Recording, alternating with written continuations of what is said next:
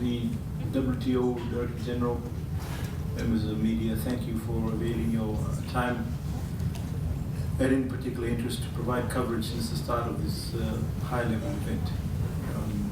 Ladies and gentlemen, we've had a productive day with two very fruitful sessions with the Director General, where the region has had a heart-to-heart conversation and our issues, listen to our issues in order to see if they can be addressed. We've also witnessed the signing of the MOU between PIFS and the WTO just before the press conference. And the signing marks the renewal of the MOU between, for the fifth time, marking 22 years of cooperation with the WTO. Ladies and gentlemen, Fiji and other Pacific members have been a beneficiary to the activities organized under this cooperation between PIFS and the WTO, and also as a beneficiary to other WTO programs, such as the internships for Fijians and Pacific officials in Geneva on a short-term basis. We have also today successfully concluded the high-level event with the WTO Director General, Dr. Ngozi. And I want to thank the Director General and the WTO Secretariat for organizing the event. What's most important for us to realize is that the visit to this particular region demonstrates your dedication, DG, to hearing the views and the voices of all the WTO members, especially us, the most vulnerable. Our vulnerability is defined not only by our smallness and our isolation from key markets, but it's actually exacerbated by climate change and natural disasters. Today, ladies and gentlemen, the WTO has a better understanding of the realities of the Pacific economies and our priorities. Following this series of meetings today, we are hopeful that the Pacific will have a stronger presence in the multilateral trading system. The special forum, WTO ministers meeting held this morning, was successfully concluded. Foreign WTO ministers, that is Australia, New Zealand, Fiji, Papua New Guinea, Samoa, Solomon Islands, Tonga, and Vanuatu, reflected on the 12th WTO Ministerial Conference outcomes, including the most important to the Pacific, which is fisheries subsidies. Ministers unanimously agreed that we need to maintain a momentum on the negotiations for a comprehensive agreement on fisheries subsidies on a united front.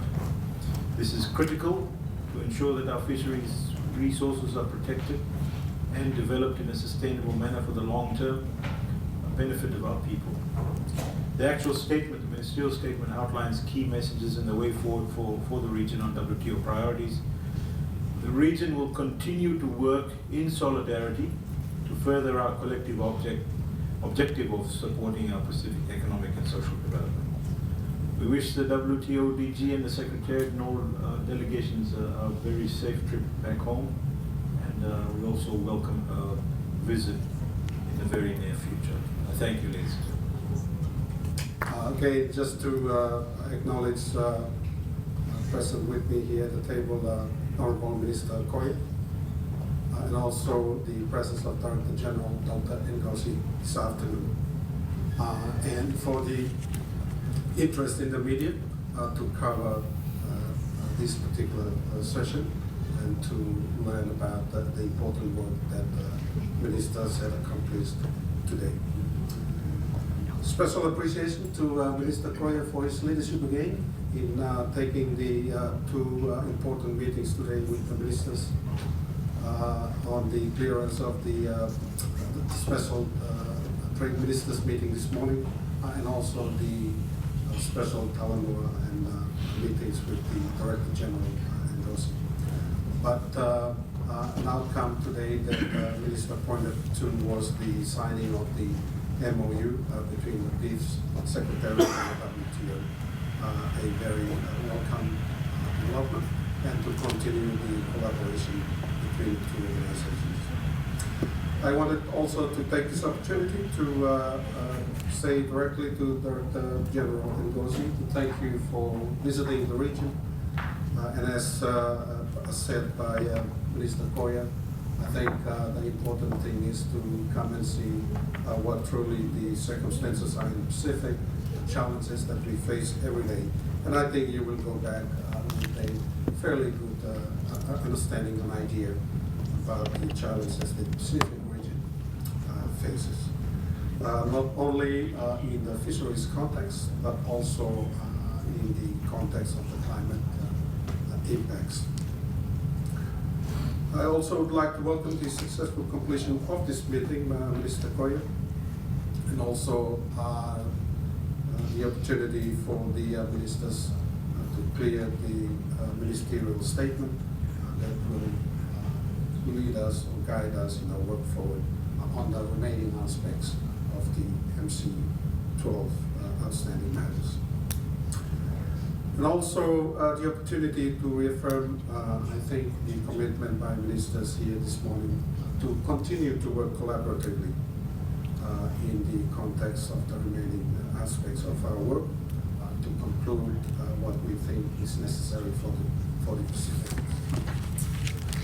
And then thank you the two secretariats, the PIFS Secretariat as well as the WTO Secretariat for the partnership, working together to make these arrangements, and of course the government of Fiji for hosting the event as well. And might I also acknowledge the Trade Advocacy Fund too for funding the Pacific ambassadors at this meeting. I thank you. Well, thank you very much. I won't say too much. What I'd like to communicate is that it's really an honor and a pleasure to be here. We're very grateful for the hospitality of the Fiji government of Fiji and Minister Koya in particular, but also very pleased that we had such good attendance from other Pacific Island countries.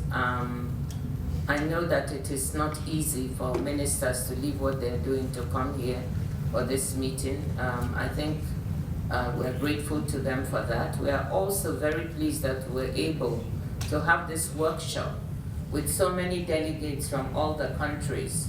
We have a strong team here that came with Deputy Director General Angela Ellard, with Director Clarice Morgan,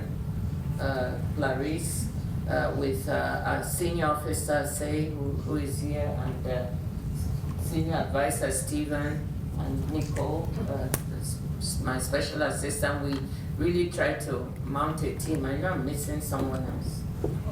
Omar, sorry. And Omar, to come and talk about the fishery subsidies agreement, to try and explain it better and see how we can start implementing. So we're so happy that we had so many participants from all the countries. That has been a very blessing. And to have the ministerial Tanaloa this morning and then the round table, to be able to make two field visits today, one to